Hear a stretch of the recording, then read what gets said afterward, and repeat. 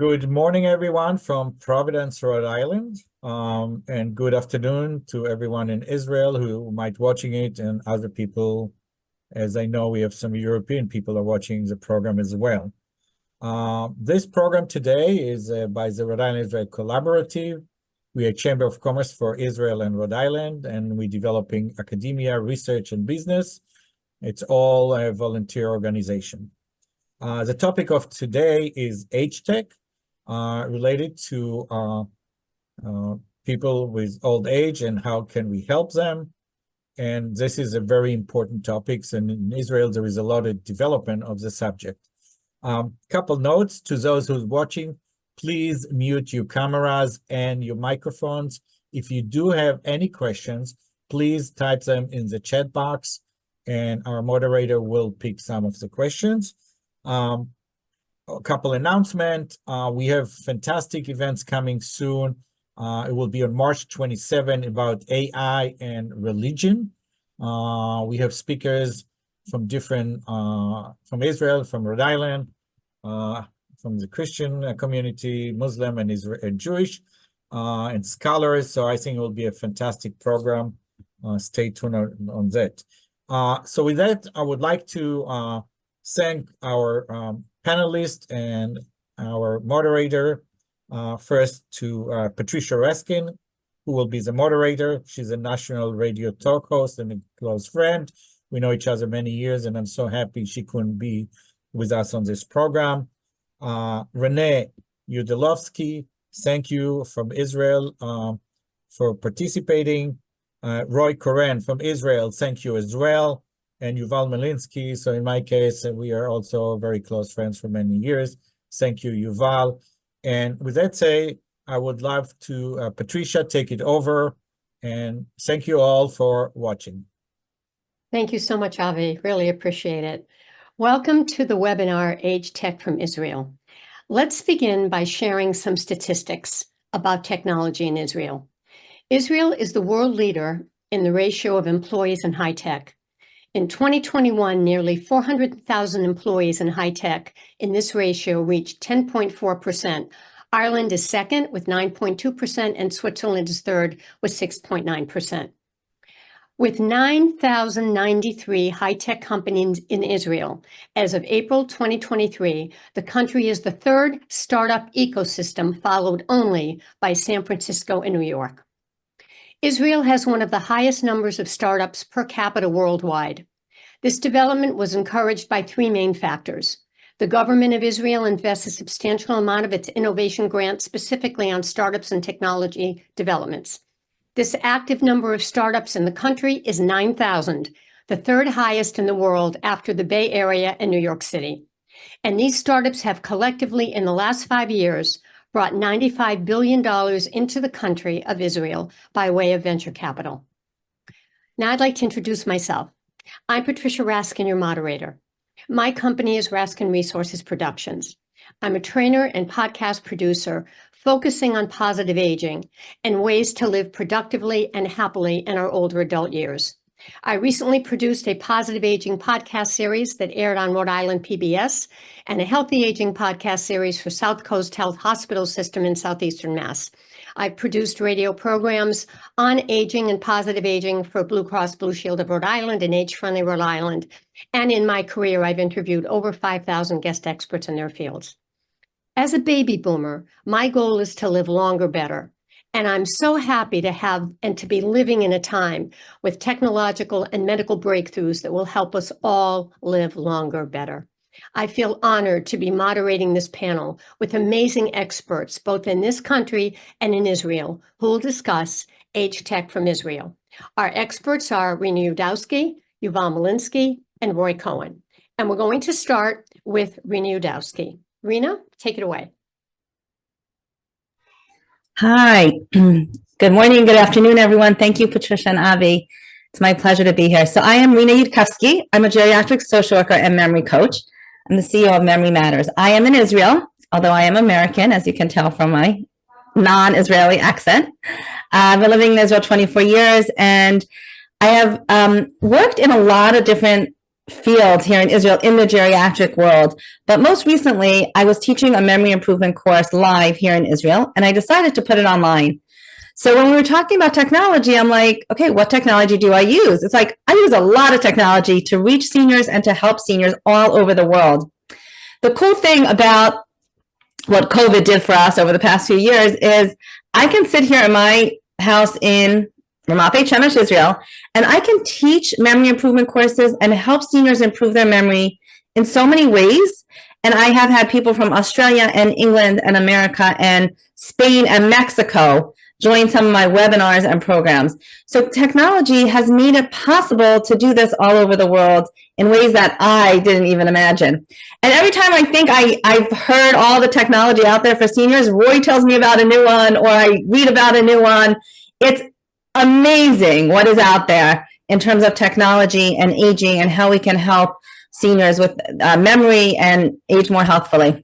So Patricia had asked me on one of our past calls, so why do you do what you do? Like, tell people, why do you do what you do? So I am very passionate about my mission, which is to help seniors improve their memory, feel confident in their memory improvement, and age more healthfully and sharply. We all want to keep our brains really strong. We all want to keep our memories really strong. So, and there are lots of ways to use technology to help us do that. We just have, each of us only have a few minutes to speak, so I don't want to overwhelm you with resources. So I really pared this down to just sharing a few important resources with technology and memory. So obviously I teach memory improvement courses, I have memberships, I do webinars all over the world, and there is so much we can do to improve our memory and age more sharply and healthfully. And that's really the message. The message is active and engaged. We want to stay active and engaged through brain training and memory training, and there's so much out there. So in terms of memory assessments, I'll just talk for a minute about memory assessments and technology. If you're worried about your memory, or you're starting to feel like fear or like not sure, always you can go to a memory clinic, you can contact me, I do memory assessments, you can go to a neurologist, a geriatrician, but there are also online tests that you can take that will just give you an idea of like, okay, should I see a doctor, should I not? And if you're in that stage, there's something called brain test, and there's something called brainhealthassessment.com. That's actually developed by Dr. Amen. Dr. Amen is a neuropsychiatrist who does a lot of work with brain health. I'm actually trained by him to be a licensed brain health trainer. And I love his work. He talks a lot. He is so empowering about you are not stuck with the brain you have. There's so much you can do to improve your brain and change your brain even. So assessment is number one. If you're worried or you want to talk to someone or you want to do something to see if you should go to the next step, you can do an online technology self-assessment. Then when we talk a little bit about brain training apps, there's a lot out there in terms of online brain training. People always ask me, should I play Sudoku? Should I do this? Should I do that? Should I juggle? What should I do to keep my brain healthy? And the answer is all of the above, everything. We should cross-train our brain. Cross-train, just like you lift weights and you work your upper body and your lower body and your abs and you do planks, and right, we cross-train our bodies. We want to cross-train our brain. So how do we do that? There's a lot of ways to do that. I'm actually just going to share my screen with you. 1 second. It's going to let me share. Okay. Okay. So cross-train your brain. I love this slide because it just shows the different parts of the brain and how you can work different parts of the brain. And we can use online brain training to do this, and we can use a lot of other ways that aren't technology to do this. So there's a lot of options. So without going into too much of the brain part of this, the point is you want to do a little bit of everything. You want a variety. So when you do any of those brain training apps, which there are tons of them, but I'll mention two. There's Vigorous Mind, which is developed by Yuval Molinsky, who's on here. And there's something called Brain HQ, which I happen to like a lot because I've heard good feedback from people that have done it. Though any of the online brain training programs are aimed at cross-training your brain. So there's exercises for attention, there's exercises for memory, there's exercises for strategy, there's exercises for like how fast can you do stuff, like agility. So on this slide, it gives you a lot of ideas. Now, there's strategy games like Boggle, chess, crossword puzzles. You can either do that on technology with apps on your phone, or you can do it the good old-fashioned way, play with a grandchild. And when you do it with a person, you also have the added benefit of socialization, which is really, really important for the brain and memory. Without going through all of these things, I'll talk about coordination games like table tennis, dancing, yoga. Those are not things you're going to use necessarily technology for, but they're things that are lifestyle things that we can add into our repertoire of things that we do that really help improve our brain power and our memory. It's not just memory. There's obviously a lot that goes into aging. I like to talk about memory, obviously, because I teach memory improvement courses, and I see that people really can improve their memories and their brains. I want to share another slide. This slide is from Sharp Brains. When we're talking about brain fitness, again, with technology, there's so many parts of it. There's so many parts to brain fitness. So I can't tell you, do this game online for 10 minutes and you'll be fine. There's no such thing, right? We know that our brains are the most amazing computer and organ in the world. When our brain works right, we work right. So there's a lot of pieces to this. There's the nutrition, there's the stress management, there's the cognitive training, which is what I like to talk about, and mental stimulation. It's about learning, always learning new things. Now, when we talk about learning new things, there's a lot of technology, and I'm sure a lot of the seniors have tapped into that over COVID. There's so much online learning available, whether it's through YouTube, whether it's through people like me that are doing courses, Patricia's Positive Aging podcast. There's so much new learning that's available online. So use technology to learn new things, keeping your brain, when we want our brain, we want the neurons firing, and we do that through new learning. So use technology to help us learn new things. You always want to be learning something new. I mentioned Brain HQ and Vigorous Minds. Each one of the online training apps or programs are different. I've tried a bunch of them. There's all sorts of exercises. They're usually fun and challenging, but some of them are aimed at different levels, and some of them have more like Vigorous Mind has some reminiscence programs built in. So it's very cool. You have to decide what your goals are for the online brain training and what you're trying to accomplish, and then figure out which one is appropriate for what you're trying to do. Now, I want to say something else about technology. There's so much technology out there, and Roy and Yuval will be talking some more about it. Technology, as we know, is a two-edged sword, right? Like, a lot of us have trouble sleeping at night. That's a very common complaint. And one of the things I'm saying is, we're on our screens too much and too close to bedtime. So this is a different aspect of technology that I want to mention, because people complain about not being able to sleep, and then their brains don't work well during the day. And I always say sleep is the number one free secret cure to most diseases. It's free, it's secret, because people don't realize how amazing it is. So when we're talking about technology, we need to be careful with our technology, because if we're on it too close to bedtime, the blue light affects our melatonin and we don't sleep well. So the other thing that people always ask me about technology is, am I outsourcing my brain to my phone, to my iPad, to my computer, to all the apps, to all the everything? So I always say to them, use technology to help you, but not as a crutch. So years ago, we all could remember 20 phone numbers. And today people say, Rena, I can't remember even 2 phone numbers because I don't need to, because everything's in my phone. So how do I use technology to help me remember? And the answer I say to them is like this. You want technology to help you and not hinder. So I give people the tools and techniques to remember as many numbers as you want. But if you don't have to, great, it's in your phone. But when it's not in your phone, or if you want your daughter and your son and your grandchild's number by heart, you can. I have the techniques, and I can teach you very easily how to remember those numbers. So it's important not to outsource our brain to technology, to use our brains, like use it, use it or lose it, right? So use your brains and use the techniques to remember what you want, and then the rest you can outsource.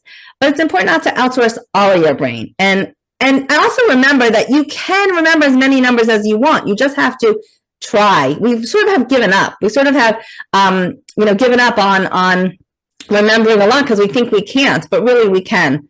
We can do it. We just have to learn the techniques and use the technology properly to help us remember what we need to, what we want to. And the rest we can let technology do for us. So we know that our phones can do almost anything. They can be our brains, but we want to make sure that we're staying really sharp and using our brains. But so it's train your brain, but don't strain your brain, right? Train your brain to work for you and to remember and to learn new things, but don't strain your brain. We don't want to strain our brains in ways that causes our brain stress, because we know that stress is not good for our brain. I'm going to stop there. I know I talk very fast. I was trying to get a lot across. Obviously, I have a lot more to say, but I want to give Yuval and Roy a chance to talk. So if you have any questions, feel free to put in the chat. Patricia will be moderating the chat and giving us questions. So thank you. Thanks so much, Rena. All right, thank you. Next up is Roy Corin. And again, we will have questions afterwards. Roy? Shalom, everybody. Good morning in the US and good evening here in Israel. Thank you so much for having me, Avi and Patricia, Rina and Yuval. It's a pleasure to be here. Short introduction. I'm the CEO of Senior Market, which is a consultancy agency here in Israel. We advise private companies and businesses in the private sector and also public institution, government offices, and also municipalities and public authorities, and also startups and Israeli entrepreneurs, usually in their early stages. And some of them we are advising them during their roadmap and stages penetrating global markets. I work closely with the AgeTech startup scene here in Israel. I manage a very interesting group operating both on LinkedIn and on Facebook, and I invite everybody here to join.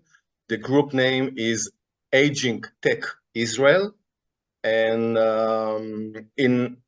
we have more than 1,000 international members from all over the world. We have entrepreneurs, private investors, VCs, and also C-level decision makers from the aging and longevity ecosystem. And I would like to give you a short brief about the Israeli AgeTech scene. First of all, Patricia mentioned it earlier. We have the numbers, and I'll repeat the statistics. We have about 1.3 million Israelis above the age of 60. It's almost 12% of the entire population. By the way, the elderly population in Israel double itself. I mean, the ratio of expend for the elderly population is double than the entire population in Israel. It seems rather small scale relatively to other aging countries in the OECD, US, and of course Japan, which is of course the most aging nation in the world. But the forecast see that in about 25 years, I mean 2050, there are going to be someone between 16 to 17% of the population will be above 60. I would like to share a slide just to review a short review of the ecosystem here in Israel. I hope everyone could see it.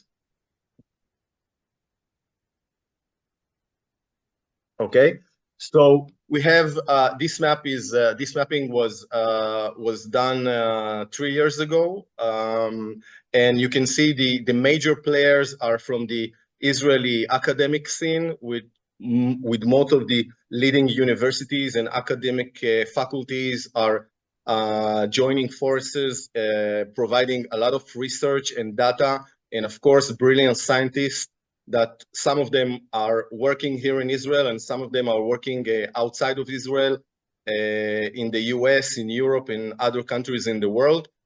We can see that a growing force of providing aging technology demand here in Israel. It's the HMO. We have a very powerful 4 HMO operating in Israel, providing a lot of data and collaboration to startups. And of course, we have the government side. We saw that especially during COVID, where we needed a lot of solution to communicate with seniors all over Israel, and a lot of new solution were conceived in this period of time. Some of them became startups, some of them came really genuine ideas that travel all over the world to other markets. And this, of course, with the Israeli innovation authorities, in the last 2 years, AgeTech became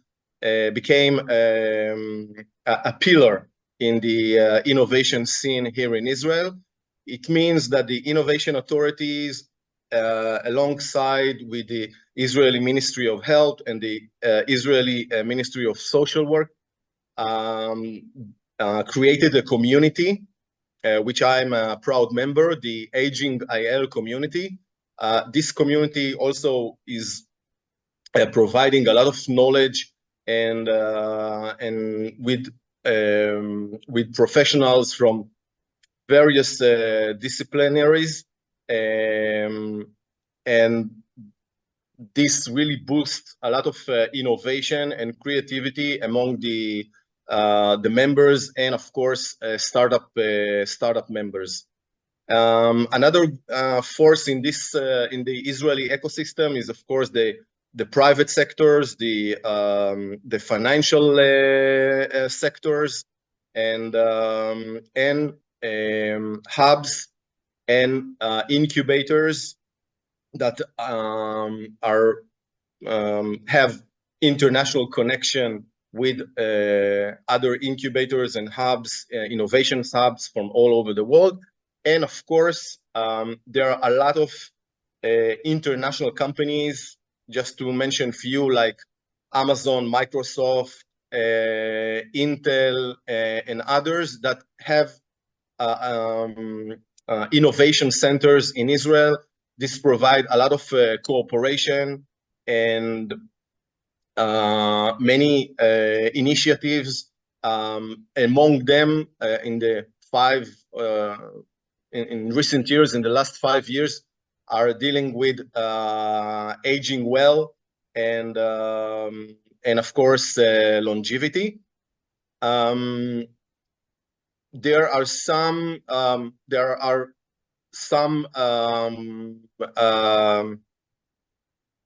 sectors that I can point out that Israeli aging tech startups really excel in.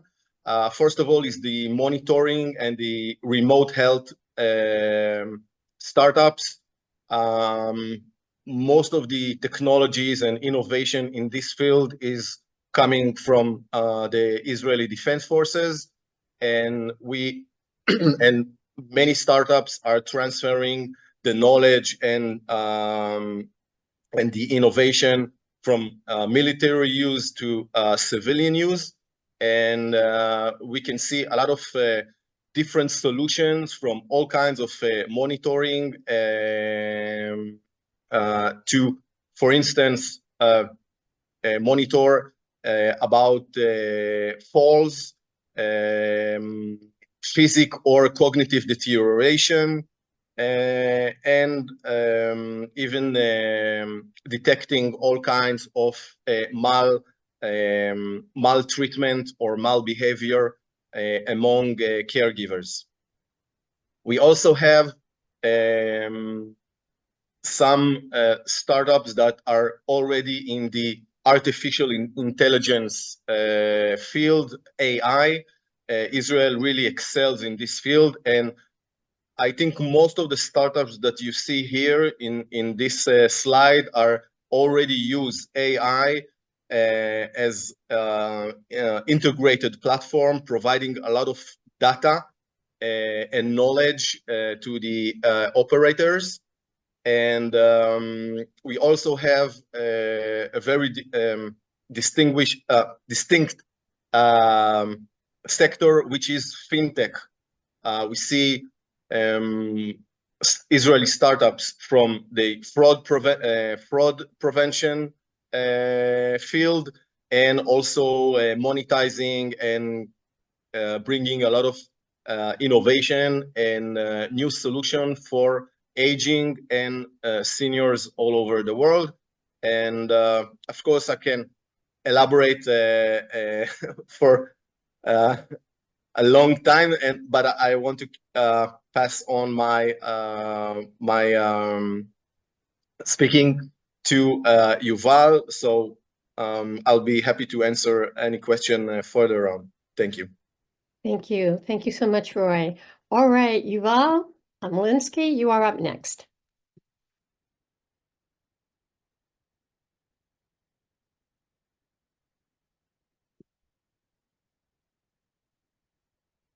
Yuval, you're on mute.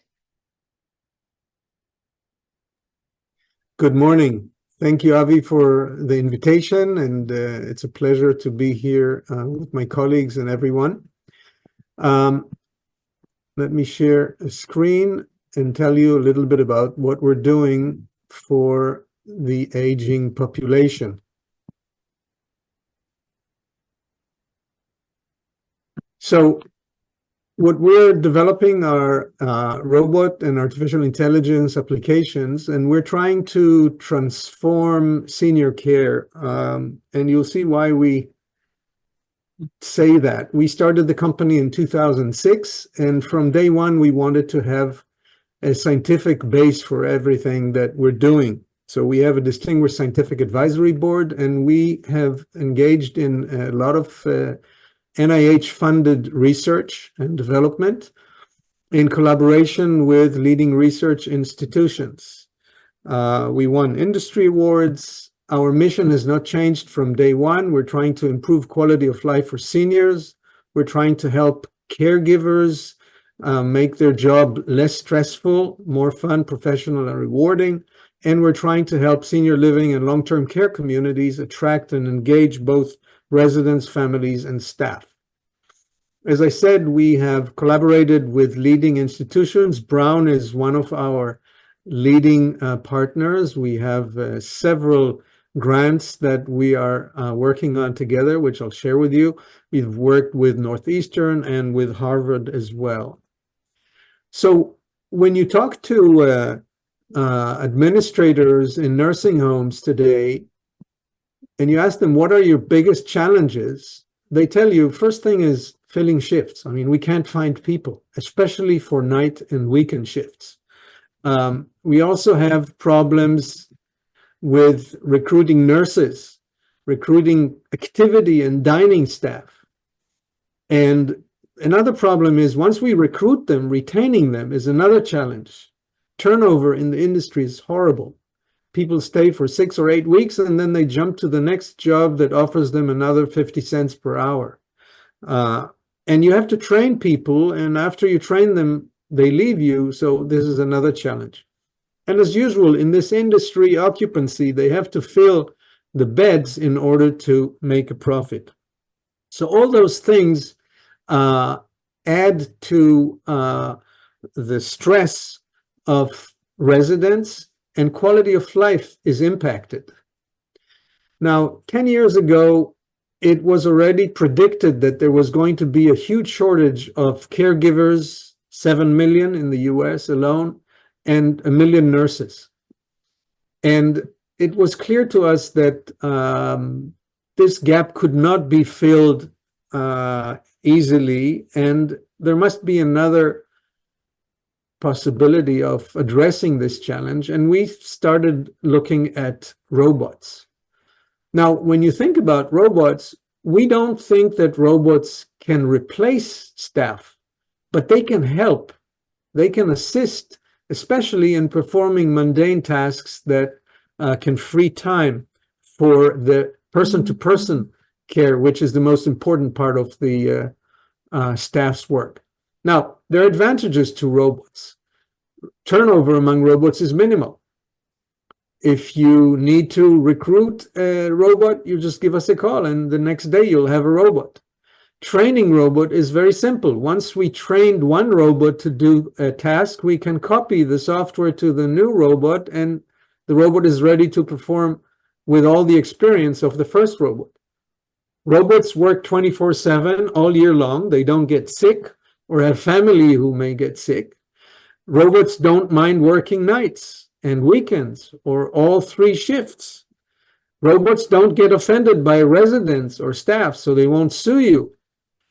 They're very affordable, and they can also be billable, meaning you, for certain applications, can get Medicare to pay for them. And our experience is that residents and staff love the robots. So when we talk about transforming senior care, this is part of our vision. When people think about going to a nursing home, they dread it today. And this is the same in the US, in Israel, in Europe, everywhere. But this can change. Music can help. Socialization, using all kinds of applications that do not require staff to work, but allow better care, like telemedicine and behavioral health. Dealing with the population which has dementia in senior living is a challenge which robots can help with. Fall detection, I saw that someone was interested in some solutions for lifting people. That's still a challenge, but fall detection and prevention is another. Because at night you have so few staff members, someone can fall in their room and nobody knows about it for hours.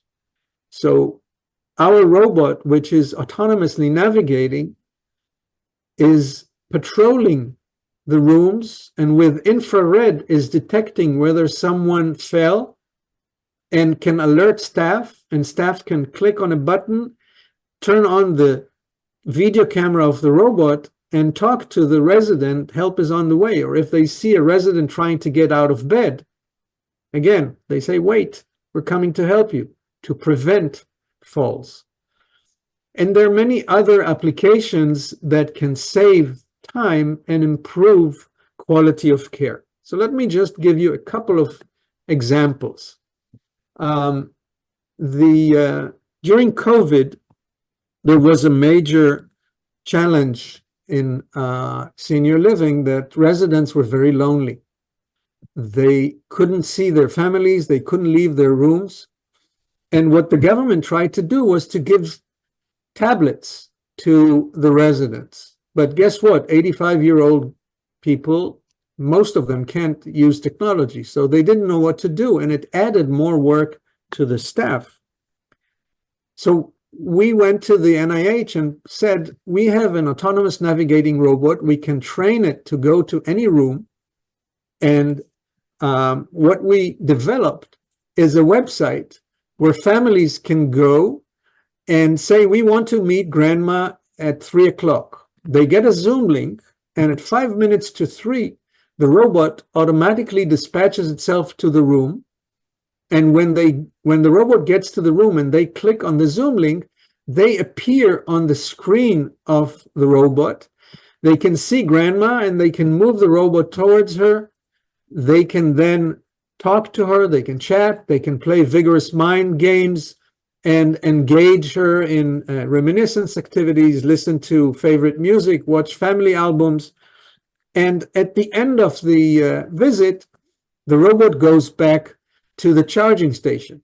Now, the NIH said, we're in the midst of COVID. How do you make sure the robot doesn't infect the residents when it travels from one to the other?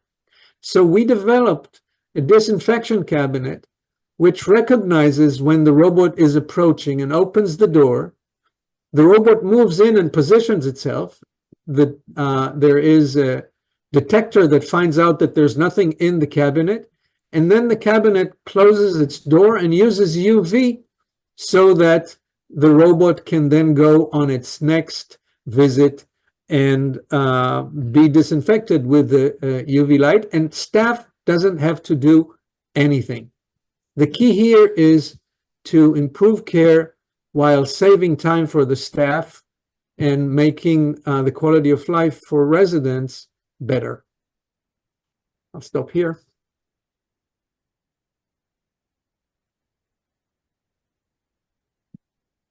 Okay, are you finished? Yes, I am. Okay, thank you. Thank you so much. Thank you. All right, everybody, we're going to open this up now for questions. We'd like you to put your questions into the chat room. We have one question that came in earlier that I'm going to read to the team and ask who would ever like to answer first. The question is, my number one need is an invention to help someone get up if they fall down and are not injured, but don't have the strength or knees to get up. And one cannot lean on their knees. Is there a tool, a robot that's affordable? Yuval, would you like to start with the first answer? Yeah, I mean, this is a challenge, and I am not aware of a robot that at this point can do it. There are many challenges with it because sometimes, especially when someone cannot use their muscles, they're very heavy. So you need a robot that would be very sturdy and capable of lifting someone. But there's another challenge.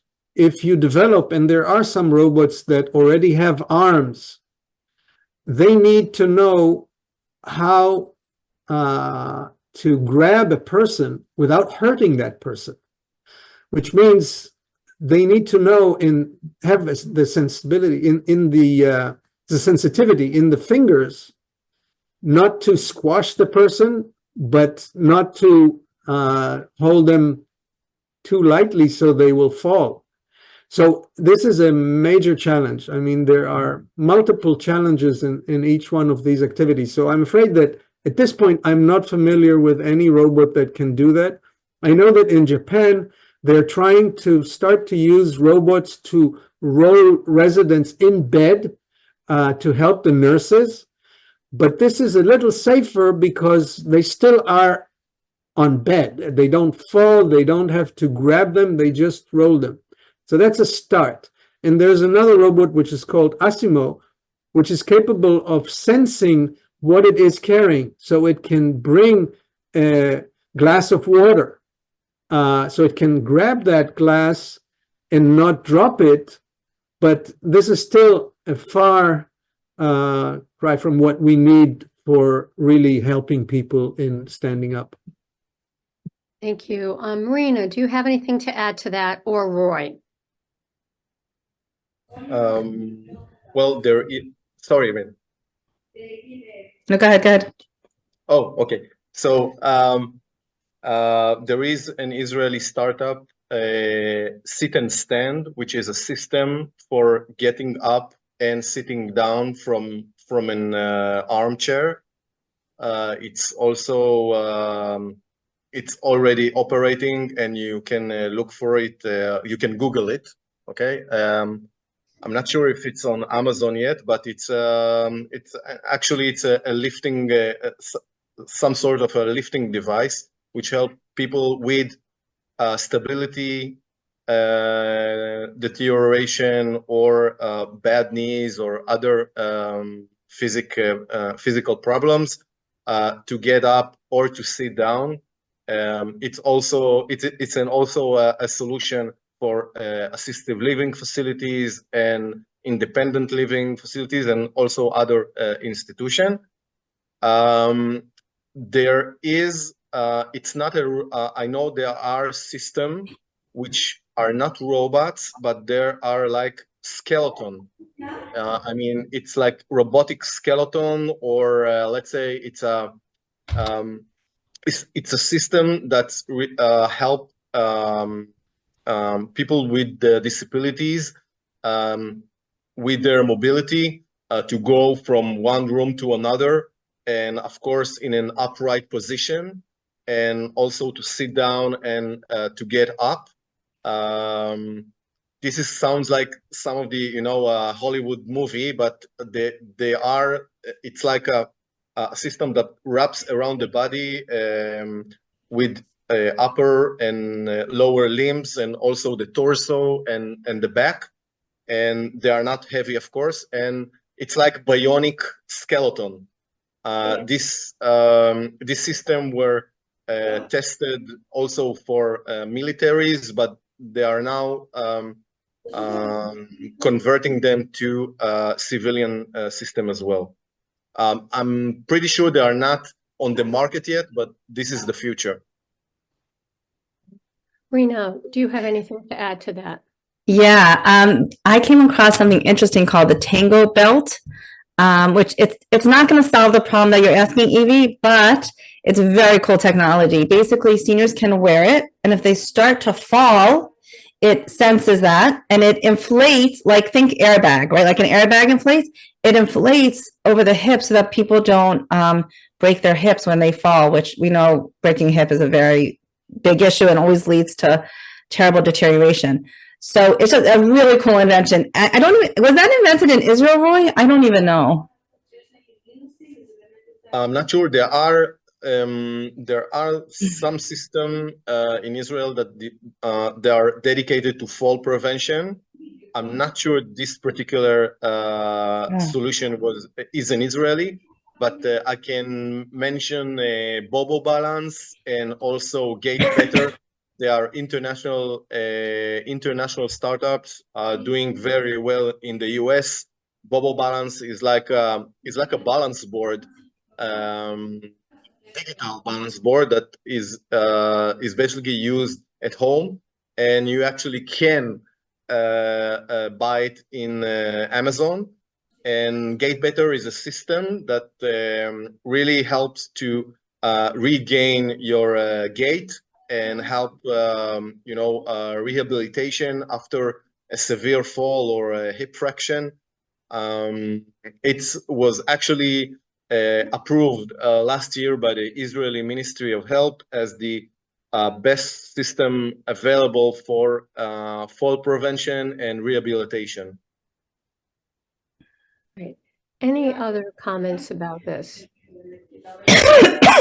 I know of a company too, and I'm looking it up as we're speaking, in terms of balance. I know there are some apps that you can use for balance as well, and I'll find that in a minute. Any other questions? Here's another question that just came into the chat room, everyone. What are the main positive and negative effects of the COVID-19 on seniors, and what opportunities do they hold for us as entrepreneurs? Who would like to weigh in on that first? Well, I can talk about Okay, that. I think that as you saw from the application that I described, because loneliness has always been an issue, but COVID exacerbated it. Any solution that could address loneliness is something that I think that COVID-19 really brought to the front, and there are a lot of opportunities there, and that's one area. I think that in terms of the nursing homes and assisted living facilities, what COVID created was kind of innovative solutions that they were trying to develop internally in order to address the issues. Today, you do have outbreaks from time to time, but the restrictions are not as they were during COVID because there were some systems which were introduced. For example, all the systems for making sure that visitors are not infecting the residents and so on. So these are the safety and the communication are the two areas that I would say have probably benefited from COVID. Right. Roy, would you like to go next? Yeah, sure. Statistic-wise, 2022 was the highest in numbers in investing in age tech. It was a direct influence by COVID. I think I'm totally agree with Yuval, and I would like also to mention that the digital divide. I mean, the digital literacy among seniors was got a really nice boost, and I think a lot of systems all around the world that were ready for use, especially remote telehealth and remote caring, and other systems were already there before COVID. The problem was there was no interest by the end users, especially seniors, to use this remote caring or telehealth systems because they prefer the face-to-face meeting in the doctor office or in the clinic. And then COVID showed everyone around the world that you can get a remote review by your doctor, and you can get a second opinion via Zoom or other online platforms. So, and we also saw that the other infrastructure, like the insurance, the payers, started to shift budget and funds into Medicare, Medicaid, and other to reimburse these online visits, which were, this is like a total effect of COVID. And unfortunately, I think loneliness and, aging in place challenges got worldwide attention with positive and negative effects. Thank you. Rena, do you have anything to add to that? Yeah, I think this is where technology came in to really be a lifeline for seniors. 10 years ago, even 5 years ago, almost none of us use Zoom, right? And all the seniors really learned to use Zoom as a lifeline for learning, for socialization, for just seeing people, for seeing family. But what I was hearing from a lot of people as I was doing webinars all over the world, people were saying like, oh my gosh, my cognition is really deteriorating. They weren't going out in the sun and air. They weren't seeing people. It was like failure to thrive. And a lot of people were feeling it and they were like complaining. I was hearing it on the webinars, like my cognition's going down. So it was a real challenge. And like I was really trying to keep up and really put as many webinars out there and as much information out there to help people that were stuck at home for so long to do whatever possible to, whether it's using technology or being with people or both, to improve their memories. And plus COVID itself caused a brain fog and memory issues that people were complaining of. And then all the doctors had to figure out, oh my gosh, what do we do with this? It was a real brain health issue caused by COVID. Thus, there was a lot of long COVID clinics that opened up. And people were really trying to figure out what to do with that. But I just want to say, one of my seniors who did one of my courses online suffered with COVID afterwards. And when she went to one of these long COVID clinics and they tested her, she was able to remember a list of items. And they said to her, how are you able to just do that? And she said, well, I did this memory course. So the memory course helped her like retroactively, right? Like after she got COVID, she was able to pull on those techniques to really help her brain get stronger. So I was really thrilled to hear that I mean, I was sad that she was suffering with long COVID, but I was really glad to hear that the memory course had helped her even after that. Thank you. And it's great to hear these opportunities. We all know what the negatives were, but to hear the opportunities and the positives are so important. Now, I put into the chat room, going back to the question on balance, I've interviewed a lot of people in the tech space, people who have invented some of these things. And one of them is the nimblescience.com. And I interviewed their director of marketing. They help older adults age independently with fall prevention programs. Older adults can improve their quality of life by enhancing their balance. Quick, simple, and easy to use, 10 minutes a day. So, and it can be whether you're in a wheelchair or not. So check that out. I put it in the web. It's nimblescience.com, NYMBL. Science.com. The second one, I interviewed walkwithpath.com, a woman in England whose father had Parkinson's, and she's a scientist and an engineer, and she designed a foot insole that has helped him to be able to walk better. So take a look at that, walkwithpath.com. It's the mission to create inclusive innovations that make positive impact so that you can move forward physically and with balance. All right, so another question that just came into the chat. Studies show that anxiety and depression rates are high among seniors. What solutions exist today to help seniors deal with these problems? And we're going to answer that from a technology point of view. Who'd like to start? Okay, Yuval? That's absolutely true. And there are things that can be done without technology, but technology can make it easier. So I mentioned the music. And for example, one of the applications that we have for the robot is every morning the robot is roaming the corridors of nursing homes and playing "Oh, What a Beautiful Morning" to start the day with a smile.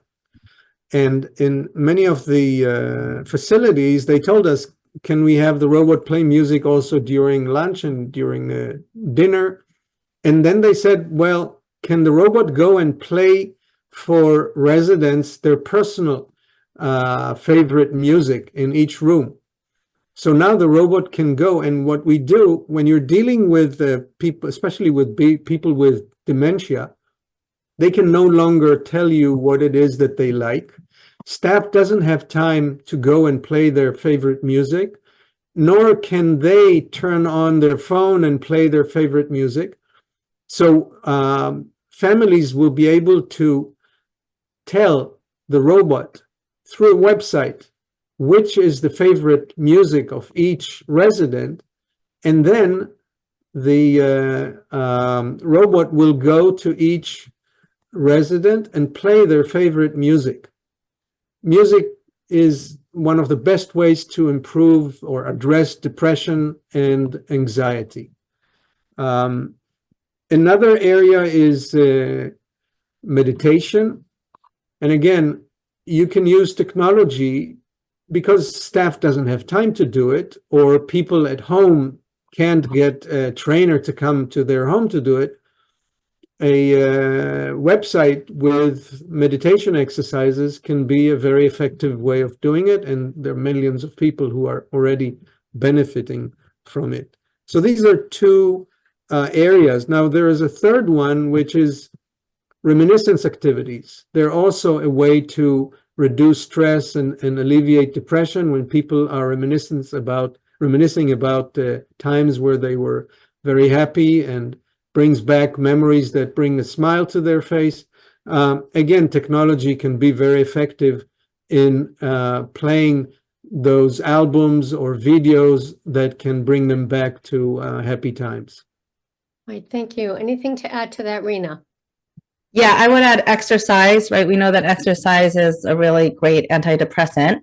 So again, we can use technology. If people don't want to leave their house or don't want to hire a personal trainer, there's so many online tools for exercise. It could be as simple as there's a walk thing on YouTube. There's Get Set Up, which has had free programs for seniors throughout COVID, and they have all sorts of yoga. And I mean, any time of the day on Get Set Up, you can find exercise. And there are many other sites like Get Set Up that have free programs for exercise for seniors. So exercise is a big one. And then really also socialization, right? We know when people are isolated, the obvious thing that's going to happen is depression and anxiety. So it's just really encouraging the seniors to socialize, either literally go out and go to coffee, go to the senior centers, or through technology. There's a lot of technology that is connecting people all over the world, whether it's Zoom, whether it's senior programs online. So just a lot of socialization is really helpful. Thank you. Roy, anything to add to this? Yeah, I want to continue what Rina and Yuval mentioned about socialization and your last question about COVID. In April 2020, there was a launch of an Israeli website dedicated to isolated seniors because of COVID. Today, this website contains more than 20,000 recorded lectures and programs, of course, all content, with more than 2,000 active members. And they have discussion groups, they have online lectures. It was started with Zoom early in 2020, and now it's all embedded in the website. These groups transferred into WhatsApp, the WhatsApp application group, where they can share all kinds of activities, recipes, daily trips, etc., etc. And of course, they even have closed groups for like one-on-one discussion. It's a very interesting solution. And also about loneliness, we have artificial companionship. I can mention the LEQ robot by the Israeli startup Intuition Robotics that is already operates in the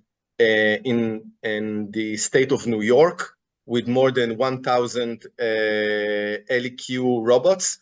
And now they are using the, what you call the 3.0 version of the LEQ robot, which is AI operated.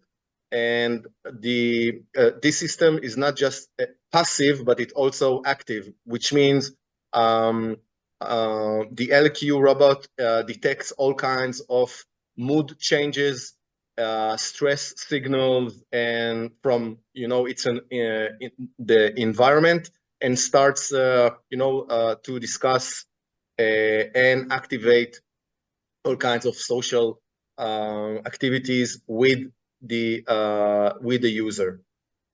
Right, thank you. We're running out of time, everyone. So I did want to ask one question. We have a question about, Roy, what was the name of the site you just spoke about? Okay, it's an Israeli site after the name, with the name Meteg. Okay, Meteg, it's meteg.co.il. So you're all invited. METEG. Yeah, I'll write it in the chat. Okay, great. And just send it to everyone. Great. Yeah. All right. We're as I said, Avi, do we have time for one more, like 2 minutes or? Yeah, go ahead, and then we'll. All right, really quickly, I wanted to ask the group what you see for the future. And someone did ask other applications for technology, and maybe we can put that into the future. What's the positive part? What do you see coming down in 5 or 10 years? And very quickly, please answer. Thank you. Let's start with Yuval. Okay. I will connect it to the last application that Roy talked about. And we're also developing an application where the robot can use artificial intelligence to detect whether people with dementia are agitated. This is a problem that occurs a lot, and it's a risk for both staff and other residents in nursing homes. We look at the facial expressions of people, and using artificial intelligence, we try to detect whether they're agitated, but this can also be used for whether they're depressed, whether they are under stress or discomfort. And then this information can be sent to the caregiver, and the senior can get help. So in terms of future applications, I think that there are a lot of applications that can help in taking care of seniors and all of their challenges, both physical, if they're falling, or mental, if they are feeling depressed or are in discomfort. Thank you. All right, very quickly, Rena, anything to add about the future? I think I'm just thinking I would like to see more help for the caregivers. Like maybe some of those robots could come into the homes. I don't think at this point they're so affordable, from what I understand, to be in everyone's homes. But if they could help caregivers, I think that would be a huge, the people, spouses and children at home that are caring for, especially people with dementia, really need help. And I think that could be such an amazing place to put them. Thank you. Roy, anything to add about the future? Yeah, I think that the technology will be a helper and a friend and not a threat or something you should be afraid of. It will be assistive technologies for aging well and maximize your lifetime here on Earth. Thank you so much. Thank you, everyone. Avi, I'm going to send it back to you. And people are asking if the recording will be shared after the event. Thank you, Patricia. The answer is yes. It will take us time to process it, but we definitely, if you go on our webpage, www.THERIIC, you're going to see the recording of this program probably in a week, and other programs that we recorded in past. I want to add a couple comments to your questions. Number one, I don't know if you watched the news yesterday, but Elon Musk announced that the first chip was implanted in a man's brain, a person's brain, and I'm sure that will have a huge impact in the future with seniors and aging as well, because those chip will control movement, and a lot of it today is a discommunication between the brain and parts of the body. So that's one comment I had that one need to watch. The other one, I want to say that between Rhode Island and Israel, there is collaboration. Yuval Melinsky is a good example with Brown University, with Miriam Hospital. We also connected with Israeli companies that involved in AI and rehab with Newport Hospital. So we would like to see that growing, and that's what our mission as a Rhode Island Israel collaborative. As I mentioned, we have two great programs coming, one in March 27 about AI in face with and AI and religion with Bar-Ilan University, with Salve Regina University, and Ben Gurion. So it'll be fascinating. Look at our webpage for the announcement. And then in June, we have another Israel, Rhode Island on in person. It will be on Aquatech, agriculture in the sea. It's big in Rhode Island. It's very also developed in Israel. But I would like to thank to our moderator first, to Patricia. Thank you, Patricia, for doing amazing job here. To our moderator, to Rena Yudakovsky, to Roy Koren and Yuval Malinsky. And again, if anybody have questions after, you can always send us an email and we'll be happy to connect you with our moderator or our speakers. And if you see anything that's interesting. So I would like to thank everybody again for participating. Thanks the panelists, and I hope it will be a peaceful night here in Rhode Island, and especially in Israel too. So thank you. Avi, can you put the RIIC website, because someone asked and they didn't get it correctly. Okay, I'll do that.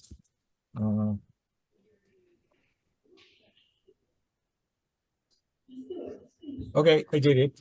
And by the way, if someone wants to support our organization, we all volunteer organization. So we have board members in Israel and Rhode Island. So you can go on our webpage and support it or become a member. Thank you again. And good night to our friends in Israel. And here in Rhode Island, we still have a few hours to go. So take care.